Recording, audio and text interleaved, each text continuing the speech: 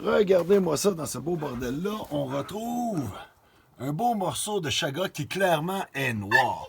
Oui, mesdames et messieurs, il est noir, mais clairement est mort. Il a même perdu son pigment. Je vais tenter de faire, pendant que les calèches s'amusent dans le bois, le beau boisé, et lui va s'attendre à ce qu'on lui pêche un bâton. Je vais vous faire une vidéo sur le chaga 3.0. Écoute, ça doit être, je sais pas combien de vidéos que j'ai faites sur le chaga à date, j'en ai fait quand même plusieurs. Et de nos jours, ben, c'est la saga du chaga sur le site de Champignons. Il y a beaucoup de monde qui s'intéresse à la mycologie. Et là, comme tout le temps, quand on commence à s'intéresser à la mycologie, on découvre le chaga. Et c'est bien, en fait, c'est excellent. Le problème, c'est que de nos jours, tous ceux qui n'ont pas d'expérience sont rendus des experts et on le voit juste dans la façon et les conseils qu'ils donnent. C'est quoi quelqu'un qui n'a pas d'expérience avec le chaga? C'est quelqu'un qui vient de commencer à l'utiliser. C'est quelqu'un qui a peut-être écouté plein de vidéos, puis il a checké peut-être des recherches bidons ou des bonnes recherches, puis qui a assimilé l'information d'une façon peut-être pas assez vite. Hey, il y a de la neige en ici. Ou peut-être trop vite, en fait. Puis, en bout de ligne, la personne parle comme un professionnel, mais s'il ne connaît pas, c'est un monde complexe, le monde des champignons. Et quand on rentre au niveau des champignons médicinaux, il y a plusieurs façons que ça fonctionne. Il faut comprendre les différentes extractions. Pourquoi le faire d'une façon qui est préférable à une autre. Et il y a beaucoup de petites tangentes qui font que tu connais ou tu ne connais pas. Et là, après ça, ils peuvent conseiller des gens de la mauvaise façon. Puis ils pensent qu'ils consomment comme du monde. Puis il y en a beaucoup, qu'est-ce qu'ils appellent en anglais, ils vont prendre ça comme un silver bullet. Puis c'est comme si ça pouvait tout guérir. Mais non. Ça prend avec un grain de sel tout le temps. Il manque énormément d'études. Puis c'est sûr que les pharmaceutiques, ils peuvent pas aller chercher qu'est-ce qu'ils appellent comme un patent. T'appelles ça comment? Je me souviens plus en français. Pas un droit d'auteur, là, mais anyway, pouvoir avoir les droits exclusifs, mettons, sur une molécule qu'ils pourraient retrouver. Ils en ont trouvé plein dans le chaga. Et anyway, il y en a beaucoup qui pensent qu'ils le connaissent, puis en fait, en connaissent un peu. Et la connaissance est spéciale. Plus tu en connais, plus que tu doutes de tes connaissances, et moins que tu en connais, vu que tu es parti d'un stade que tu connaissais rien. Puis là, après ça, tu en connais un peu. Puis moi, j'appelle ça le syndrome de la ceinture blanche. Là, tu penses que tu connais tout. Donc, il faut faire beaucoup attention. Il fait froid un peu. Je vais mettre mon gant, puis je vais essayer de ne pas raccrocher le piton pour fermer le vidéo. Est-ce que je l'ai accroché? Non, ça fonctionne encore. Donc, mesdames et messieurs, je vais, sans plus tarder, vous présenter le chaga que, encore une fois, je vous ai présenté plein de fois. Et là, je vais vous montrer un exemple que beaucoup de débutants. Et qu'est-ce qui est plate des fois avec les sites, c'est que le monde, on dirait, ils attendent des réponses de tout le monde. Faites vos recherches. Je le dis dans chacune de mes vidéos, moi, je ne suis pas un expert, je ne suis pas un professionnel. Je m'y connais beaucoup plus qu'énormément de monde, mais je m'y connais beaucoup moins qu'énormément de monde aussi. Donc, c'est bon d'aller chercher de l'information, c'est toujours important de valider. Il faut avoir un sens critique là-dessus. Il faut se poser des questions sur qu'est-ce que les autres savent, d'où ce qu'eux ont pris leurs informations. Et il faut voir aussi les informations qui sont récurrentes. Les méthodes empiriques qui ont été utilisées par, que ce soit des tribus ou des gens qui ont vu des résultats, puis qu'est-ce qu'ils appellent en anglais des testimonies du monde qui parlent de leur interaction avec des plantes X, puis qu'est-ce que ça a fait pour eux. Il faut comprendre que le chaga ne va pas te guérir du cancer comme ça. Il y a tout un ensemble de l'œuvre qui va faire que tu vas inclure le chaga pour aider à prévenir ou à guérir des maladies, comme exemple le cancer en chimiothérapie. On dit que c'est l'aliment qui possède le plus d'antioxydants sur la planète. Et là, je vous montre un pas chaga. Ça égale pas chaga. Non, c'est une loupe. Ça pourrait ressembler à un chaga. Il y a des chagas qui se logent sur des loupes. Là, il y en a qui disent, regardez la couleur. La couleur ici, c'est le phloème du bouleau. Le phloème, j'en ai parlé dans d'autres vidéos, que c'est comme une écorce interne qu'on peut manger. On peut faire de la farine. Je vous montre un arbre qui a été tué par un bouleau, pas par un bouleau, mais par un chaga. Donc, évidemment, le chaga, on le retrouve, celui qu'on veut. On trouve ça, c'est bétulacé. Comme exemple, un ostrier, on peut en retrouver dessus. Il y aurait une autre sorte d'Inonotus, parce que son nom, c'est Inonotus obliquus, qui pousse sur un hêtre. Puis moi, tu sais, j'en ai vu aussi sur de l'érable. Puis c'était pas ça. La loupe qu'on a vue là, on voit beaucoup ça sur des cerisiers. Puis il y en a beaucoup qui pensent que c'est du chaga, puis ça a la même couleur que le côté un peu plus comme du liège à l'intérieur. Mais ce n'est pas ça. Le chaga, c'est noir. Son pigment, la mélanine. Le pigment blanc sur un bouleau, c'est la bétuline. Le pigment noir sur le chaga, c'est la mélanine. Carrément l'inverse. Je vous montre du chaga. Pas bon à prendre. Pourquoi? Bien, j'en ai cherché. Les premières années, j'étais ici en 2014. J'en ai cherché du chaga. J'en ai cherché. Et j'en trouvais loin. Puis quand finalement, on regarde la maison, elle est juste là. Mais cet arbre-là, il était plus bon. Pourquoi? Il est mouru. Et moi, dans le temps, il était vivant. Et qu'est-ce qui arrive? C'est qu'il y en a beaucoup qui pensent que le chaga, c'est pas dangereux pour le boulot. C'est une sentence assurée. Cependant, il va avoir une vie symbiotique avec l'autre, qui va être le bouleau jaune, le bouleau gris, le bouleau noir, le bouleau à papier, le bouleau cerise, le bouleau, peu importe d'où ce qui vient des bouleaux, ça peut être un verruqueux si t'es plus en Europe. Ici, on va avoir le bouleau gris, le bouleau jaune et le bouleau à papier. Ça, ce sont nos bouleaux à nous sur lesquels on va trouver le chaga qu'on veut récolter. Vous allez en retrouver sur de l'ostrier, c'est un bétulacé, ça aussi. Puis, je serais curieux, je suis sûr qu'il doit avoir des bonnes propriétés, ça n'a juste jamais été étudié. Et là, ici, notre fameux chaga, on va tout le temps dire, il manque d'études. C'est sûr, les pharmaceutiques ne vont pas investir, ça coûte beaucoup d'argent, des tests laboratoires. Puis, il y en a qui en ont fait des tests, puis ils ont découvert énormément de propriétés à ce champignon-là, qui est en symbiotique avec l'arbre, mais qui, ultimement, va le tuer. Et quand je dis qu'il va le tuer, on va enlever la neige ici, regardez, il y a des résidus de chaga ici. Ça, en fait, le chaga, il s'est ramassé jusqu'au centre de l'arbre, puis éventuellement, l'affaibli. Regardez, ça a cassé, où est-ce qu'il y avait du chaga? Ça s'en va, ça fait comme une carie, ça rentre dans l'arbre. Jusqu'au centre, il y a un coup de vent de manée, ça tombe. Mais c'est là que le chaga, il rentre en sport, supposément, et c'est sa façon de se reproduire. Le gros chaga que je vous ai montré, qui est pogné dans la glace en haut, dans mes cochonneries, c'en est un que j'ai trouvé, il y a 2 ans, qui était environ à 20 pieds dans les airs, sur un arbre qui était assez gros, puis j'ai pitché une coupe de roche, j'ai réussi à l'enlever, puis je voulais le montrer, donner un exemple de chaga mort. Comme lui ici, il est encore très beau, mais très mort. Il est plus bon à consommer. C'est pas comme le polypore du bouleau, le Red Belted Polypore qu'on appelle le polypore Pinoca, les maintenant polypore de Mounts, ou la tramette versicolore ou la madouvier, qui sont tous des champignons avec des valeurs médicinales, mais qui poussent sur du bois mort. Celui-là, tu veux le récolter sur du bois vivant, très important. J'ai pas... Tu sais, il y a des spéculations, puis une année, on suit les grandes lignes, on dit bois vivant, on respecte ça. Il y aurait une raison pour ça, et je sais pas, je peux pas vous le dire exactement. Comme je vous ai dit, je ne suis pas un expert, demeure quand même assez connaissant, et j'étudie à chaque année un peu plus afin d'approfondir ma connaissance sur le chaga. Donc, on peut y aller avec beaucoup de propriétés. On va les énumérer bien vite. Oui, mon chien. Oui, il est gentil comme un chaga, ce Billy, hein? Mais des fois, il gosse. Donc, qu'est-ce qui peut arriver? C'est que ça va être un antiviral, ça va être un immunomodulateur, ça va être un protecteur de l'ADN, ça va être un antifongique, ça va être un antiparasitique, un peu comme le polypore du bouleau, antibactérien, antimicrobien, un anti-inflammatoire, et probablement que j'en passe. Anyway, l'idée, ça va être de vous diriger un peu pour que vous fassiez plus de recherches et connaissez un peu plus notre ami le bouleau. D'ailleurs, ça a été, comme je vous ai dit, oui, chien. C'est l'aliment qui a le plus, ou l'alicament, appelle-les comme tu veux, là, qui a le plus d'antioxydants sur la planète. Ça déclenche toutes les autres. Vraiment, de beaucoup. J'ai un de mes amis, François-Xavier Fauque, qui possède Chapeau-les-Bois. Lui, il mesure les quantités ORAC. Et il y a quelques années, je faisais des vidéos justement sur le chaga, et j'ai vu que je checkais des commentaires dans certains posts qu'il y avait sur des sites mycologiques, sur Facebook. Et là, il y a du monde qui a commencé à le blaster parce que lui, il disait que justement, son indice en antioxydants, que ce soit en hiver ou en été, il a fait le test, lui, il mesure les quantités ORAC, ça veut dire la capacité antioxydante d'un aliment. Puis il a remarqué qu'elle était exactement la même en été ou en hiver. Donc, l'idée de le cueillir en été ou en hiver, il y en a qui disent que c'est juste en hiver, c'est faux.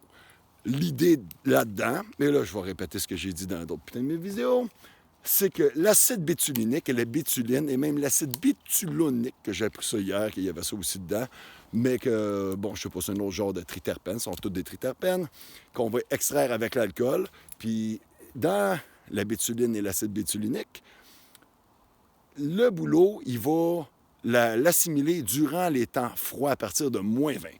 Donc, plusieurs journées en succession qui vont faire plus froid que -20, c'est là que le travail de l'acide bétulinique et de la bétuline va être assimilé dans le champignon. Donc, tu vas aller cueillir un champignon qui a, comme lui, exemple, il y a eu plusieurs années.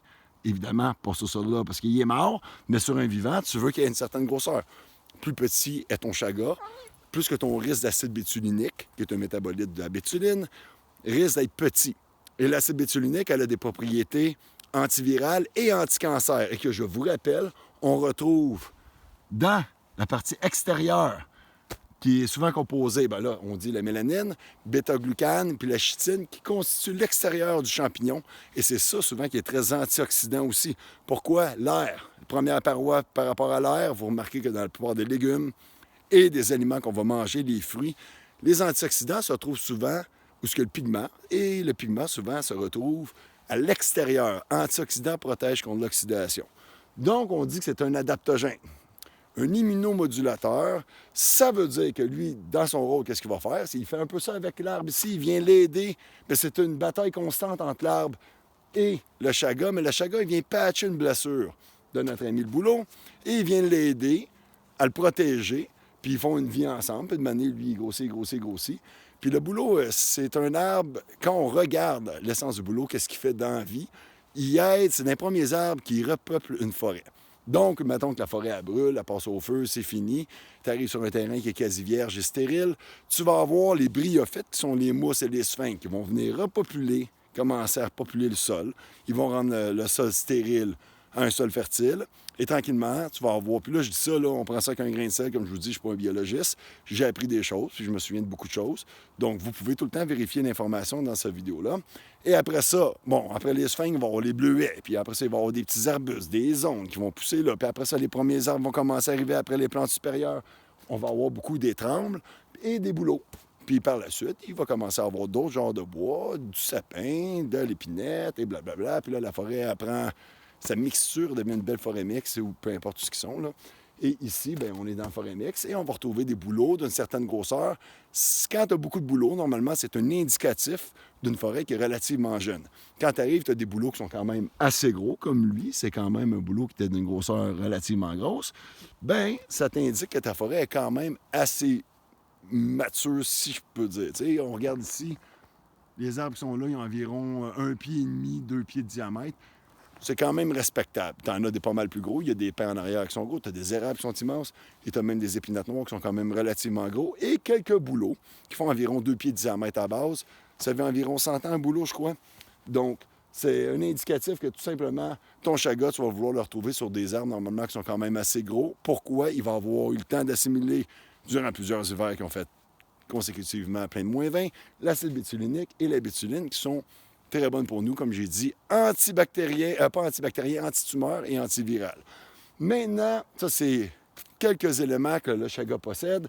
Je vous ai parlé de la mélanine. Ça possède la mélanine, c'est le pigment noir. Et la mélanine, c'est très, très bon pour protéger. C'est un antioxydant, évidemment. C'est très, très bon pour protéger contre la radiation. Les rayons UV, c'est bon pour notre peau, c'est bon pour nos yeux, c'est bon pour nos cheveux. C'est le pigment, finalement, qui nous donne à notre peau, à nos cheveux et à nos yeux. Et en plus, salut chien, ça a des propriétés qui sont le fun. Ça va aider pour la chimiothérapie, ça a de l'air. Et qu'est-ce que ça va faire? Ça va affaiblir les cellules cancéreuses, les cellules tumorales, et ça va venir aider à protéger contre la chimio les bonnes cellules. C'est le fun. Fait que là, je vous ai parlé aussi que ça créait l'apoptose. Il me semble que j'en ai parlé à moi aussi dans mon autre vidéo. Anyway, ça crée l'apoptose, la mort cellulaire programmée. Ça possède aussi du SOD, superoxyde dismutase. C'est un enzyme qui est natif à notre corps, mais celui-ci, il vient l'aider, puis il en possède, et ça vient activer cet enzyme-là, qui vient aider à détruire les cellules qui ne sont pas bonnes. Donc, la mort cellulaire programmée. Il me semble que c'est ça. Ouais. Fait que bref, là, on est rendu, on a parlé de la mélanine, avec quelques actions qu'elle a. Le superoxyde dismutase, qui est un enzyme, qui a des actions antiradicaux. On a parlé de la bétuline et l'acide bétulinique, qui sont des triterpènes, qu'on retrouve dans la partie noire, qui, eux, sont extractables avec l'alcool. Donc, une teinture mère qui va être à 94 % et plus. Les Japonais appellent, qui constitue finalement le pigment noir, le diamant de la forêt. C'est la structure moléculaire organique biologique la plus solide sur la planète, diamant des forêts, c'est pour ça qu'ils l'appellent de même. Vu que c'est très, très dur, il faut la détruire avec de l'alcool pour être capable du moins de la décomposer puis aller chercher les bienfaits qu'il y a dedans. La mélanine et les triterpènes comme la bétuline et l'acide bétulinique. On rentre dans un autre style de triterpènes, on appelle ça des lanostanes. On retrouve ça à l'intérieur avec les polysaccharides comme le bêta-glucane qui sont extractables par l'eau. Donc, on fait une décoction et pas une infusion, mesdames et messieurs. Tous nos petits experts qui disent on fait un thé de chaga, on fait une décoction et on ne fait pas bouillir. Quand on dit une décoction, normalement, il y a un herboriste qui m'avait déjà dit qu'une décoction, c'est qu'on fait bouillir l'eau pendant longtemps. Donc, une plante, exemple, tu fais de la bardane avec une racine qui est très coriace, on va faire une décoction, on va la faire bouillir. Mais ce qui est bon, c'est que si on ne la fait pas bouillir, mais frémir, on va aller chercher entre 70 et 85 la meilleure extraction possible de ces polysaccharides-là qui font de lui un adaptogène immunomodulateur qui vient se battre contre les stress oxydatifs de différentes sortes. Que ce soit tous les stress environnementaux, donc autant psychologiques que physiques. Et que ça peut faire, c'est qu'autant, on va dire, bidirectionnel, si tu as un système immunitaire en hyperactivité, ça vient le moduler. Et à l'inverse, si ton système immunitaire il est au ralenti, ça vient le stimuler. Je vais changer de bras parce que... Si j'ai mal. Est-ce que ça fait mal encore? Oui, mesdames et messieurs, nous sommes rendus seulement à 16 minutes. OK, l'anostan. On était rendu là, les triterpènes, l'anostan. Ça, je ne sais pas comment on dit vraiment, l'anostan. L'anostan triterpene en anglais. Ça, c'est antibactérien et antifongique. Il y a aussi de l'acide vanillique. Et là, l'acide vanillique, là, c'est antibactérien, antimicrobien, antitumeur, anticancer et anti-inflammatoire, je crois. Donc, et là, ça rentre dans toute sa gamme de propriétés qu'il a. Fait que là, si on regarde l'autre, le bouleau, comme j'ai parlé pour le polypore du bouleau, OK, lui, dans le polypore du bouleau, il n'y avait pas de l'acide vanillique, il y avait de l'acide agarique qui faisait que c'est un antiparasitaire. Lui, aussi, il a cette propriété-là, antiparasitaire. Est-ce que c'est parce qu'il y a de l'acide agarique? Je ne peux pas vous le dire, je n'ai pas remarqué qu'il y avait ça, mais je sais qu'il y avait l'acide vanillique. Souvent, quand on fait une décoction de ça, la décoction, comme je vous ai dit, c'est pas une tisane, c'est pas une infusion, c'est vraiment, on met notre chaga et autant le côté noir que le côté plus liège, on met ça dans l'eau, on sait qu'on ne va pas aller extraire le côté noir, on va aller extraire le côté qui est plus comme du liège à l'intérieur. Et c'est là qu'on va aller chercher les polysaccharides. Et je ne suis pas sûr si ces triterpènes-là, les lanostanes, on va les extraire ou si ça prend aussi absolument l'extraction par alcool. La décoction, on met notre eau à frémir. Moi, sur mon rond, c'est 3. Fait que ça ne bouille pas, mais tu vois, il y a du mouvement pendant 2 heures de temps. Et le même morceau, on peut le réutiliser jusqu'à 10, 15 fois, 20 fois, dépendant de la grosseur de ton morceau. C'est comme du café, plus t'en mets, plus c'est corsé dans ta proportion d'eau. Donc moi, j'aime ça quand même assez corsé. Et si vous aimez le goût du chaga, ça va varier. Normalement, il est beaucoup meilleur, un peu plus sucré sur le bouleau jaune à cause du salicylate de méthyle. Puis sur le bouleau blanc, pour moi, il est un petit peu moins bon, un peu moins sucré, un peu plus amer, demeure néanmoins pas moins meilleur. Très, très bon pour la santé, pareil. Là, je suis rendu où? Là, je passe du coq à l'âne, tu sais, c'est ça. À gauche, à droite, une année, je veux pas trop vous perdre non plus. Je rechange de main parce que j'ai mal dans mes épaules. Donc, on avait dit antifongique et antibactérien pour le côté des lanostanes. Il fallait regarder aussi l'environnement des bouleaux. C'est un arbre, quand tu veux voir les adaptogènes, souvent, ils ont des milieux qui sont très, très durs. Puis, j'avais parlé du polypore du bouleau à cause des constituants qu'il y avait là-dedans. C'est la même chose pour notre ami le chaga. L'autre est vraiment important. Dans tous nos champignons médicinaux, souvent, tu veux connaître l'arbre sur lequel il pousse. Pourquoi? C'est là qu'il prend ses nutriments. Fait que là, qu'est-ce qui est intéressant, c'est que ton chaga, lui, il fait partie d'un cycle, que ton bouleau, il fait partie aussi du même cycle. Il régénère la forêt. Donc, le chaga, il vient aider à régénérer une plaie au bouleau, puis il vient aider à notre corps à se régénérer.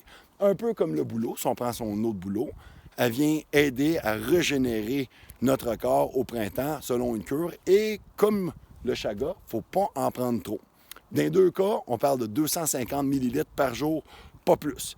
Puis c'est bon de donner un break à son corps. Pourquoi? Parce qu'à un moment donné, tu t'appuies juste sur de quoi qui vient supporter ton immunité. Tu veux le laisser comme un muscle, tu veux le laisser travailler. Donc, je vous avais dit justement qu'il y avait beaucoup pas de propriétés, mais de minéraux dans le bouleau. Juste dans l'autre bouleau, on a parlé de sodium, potassium, calcium, magnésium, lithium, manganèse, fer, cuivre, phosphore, zinc, sélénium, molybdène, chrome. C'est ça. Dans le chaga, lui, on va aller retrouver du potassium, du calcium, du magnésium, du manganèse, du cuivre et du zinc. Ce sont les minéraux que notre chaga il va aller sortir. Et dans les vitamines, on va avoir la B1, la B2, la D2 et la K1. Quand même intéressant. Et ça revient à comme le polypore du bouleau et beaucoup d'autres champignons médicinaux et beaucoup d'autres champignons. L'ergostérol, qu'on retrouve dans ce champignon, évidemment. On les fait sécher au soleil et ça aide à développer de la vitamine D2 que je vous ai mentionné qu'il y avait dans ce champignon-là. Oui, je sais, c'est gossant. J'ai presque fini mon vidéo, mon chien. Donc, ça fait un peu le tour. J'ai peut-être oublié une couple d'affaires, là, puis j'ai peut-être oublié de parler de quelques trucs, mais ça vous en donne quand même un peu plus à comprendre et à savoir sur notre ami le champignon, le chaga, Inonotus obliquus, qu'on veut une extraction double, donc une avec l'alcool, comme je vous ai dit, pour les propriétés antitumeurs et antivirales de la bétuline et de l'acide bétulinique, et même on pourrait dire l'acide bétulonique, qu'on va les retrouver, et la mélanine, qu'on va les retrouver dans la partie noire. Les lanostanes et les bêta-glucanes, qui vont être bons, les polysaccharides finalement, qui vont être bons. Je vous ai dit aussi que ça constituait la chitine, fait l'extérieur, le bêta-glucane avec, mais à l'intérieur, on en retrouve aussi. Et ça va être dans l'extraction dans l'eau, qui vont être solubles à l'eau finalement, ces micronutriments-là, et qui va être bon pour nous. Je ne vous conseille pas de le manger, vous pouvez le faire. Je crois que c'est gaspillé. Je vous conseille aucunement de le faire en infusion, parce que c'est encore là gaspillé. Décoction, 2 heures à feu doux, ça frémisse, on ne recouvre pas, ça va bouillir sinon. Et on le prend en tisane, 250 ml par jour. Il y a beaucoup d'oxalate là-dedans. Donc, on dit que c'est un adaptogène, puis il n'y a pas de toxicité. C'est faux. Oui, c'est peut-être un adaptogène, mais oui, il y a de la toxicité. Des oxalates, on en retrouve dans plein de trucs. Les épinards, les betteraves, le chénopode blanc, dans plein de sortes d'aliments. Dans le rhubarbe et aussi dans le renouveau du Japon, c'est un goût qui est très acide. Il faut faire attention, les oxalates, ça fait des pierres au rein et ça fait des pierres au foie. D'ailleurs, il y a des médecins qui ont remarqué qu'il y a beaucoup de monde qui a des cancers, avait le foie ultra magané, et beaucoup de ces gens-là prenaient trop de chaga. Même chose pour le monde qui ont des troubles au rein. Tu peux pas prendre du chaga toute la journée, c'est pas vrai. Puis aussi, ceux qui vendent plein de chaga, je pense pas que c'est une très bonne idée. C'est bon de récolter, mais il faut y aller avec parcimonie. On veut que la ressource demeure. Puis il y en a qui ont commencé à faire des cultures de chaga, et c'est jamais aussi bon que dans le monde sauvage. C'est très dur de répliquer l'ensemble de l'œuvre. Puis il faut laisser aussi au chaga faire son œuvre. C'est très important. Et ceux qui vendent, tu sais, je connais du monde là, qui en vendent, là, puis je trouve ça le fun, c'est bien cool pour vous. Cependant, c'est pas viable, puis c'est pas écologique, parce que si tu vas vendre du chaga en Californie, puis au Pérou, puis ci, puis ça, il faut qu'ils se rendent là, puis ça fait une trace de pollution. Donc, c'est pas la meilleure idée du monde. Puis je pense que chaque endroit a ses plantes locales qui sont bonnes, qui seraient aussi bonnes que celles-ci, mais différentes. Probablement d'autres constituantes et une autre méthode d'adaptabilité à son environnement qui serait bonne pour nous. Ici, on a vu quelques propriétés que ça a. En fait, c'est beaucoup d'anti, donc anti-bien des affaires, comme le polypore du bouleau. Mais ça a tout rapport à l'autre qui est très puissant, qui est notre ami le bouleau, qu'on trouve seulement sur l'hémisphère nord de la planète, ainsi que son ami le chaga. Donc, probablement que je vous ai perdu un peu. Je me suis moi-même perdu. Mais bon, c'est correct. Vous pourrez me poser des questions, j'ai pas de problème. Faites attention où c'est que vous prenez votre information. Il y a beaucoup de monde qui ne connaissent rien, qui en parle. T'as fait des thés, puis tu le manges. Fuck you, là. Vous dites toute la style de merde. Les extractions doubles, je ne conseille pas. Tu prends ton extraction par alcool on the side et tu prends ton 250 ml, ta petite tasse. Tu peux y aller un peu plus, ça. Mais je te le conseille pas parce que même des docteurs y ont prouvé que ça a l'air que les foies sont très maganés. C'est très irritant. Et puis tu fais qu'à regarder comme indice là, par observation, très, très coriace, très dur, très solide. Trop, c'est comme pas assez dans ce cas-ci, plus que 250 ml, comme l'eau de bouleau. Trop pendant trop longtemps, pas bon. Comme moi, j'en prends, là, comme là, dernièrement, ça fait 3 semaines, là, peut-être que je me fais des cafés avec ça. Là, mon morceau est en train d'arriver à la fin. Je vais le mettre dans l'alcool. Je vais aller sortir les principes actifs qui sont extractables dans l'alcool. Puis par la suite, ben, tu prends un petit break. Tu ne veux pas en prendre tout le temps. Puis tu n'es pas censé en prendre tout le temps. Tu viens aider ton immunité, mais il faut que tu aies ton corps. On modifie nos gènes et qu'est-ce qu'on mange, puis tout. C'est très, très bon. C'est très, très le fun. Si on les scrape, c'est pas mieux. Trop, c'est comme pas assez. Je vous invite à faire vos recherches, à lire dessus, à écouter des vidéos là-dessus, faire la part des choses et faites très attention de qui vous prenez vos conseils. Dans la saga du chaga, tout le monde est rendu un expert. Moi, je me considère pas un expert, puis je suis pas mal sûr que j'en connais pas mal plus que beaucoup d'entre vous. Puis je suis pas mal sûr qu'il y en a quelques-uns d'entre vous, même beaucoup d'entre vous, qui se connaissent pas mal plus que moi. Donc, soyez intelligents et faites attention d'où c'est que vous prenez votre information. Et c'est pas parce qu'on dit que c'est pas dangereux que ça ne l'est pas. Méfiez-vous. Puis faites vos études. Touchez-moi, touchez-vous, Québec, restez sauvage, chacun vôtre. C'est moi et Billy qui n'a pas trop gossé pour cette vidéo, qui vous dit restez sauvage, bonne santé, bonne étude. Salut! Tasse-toi.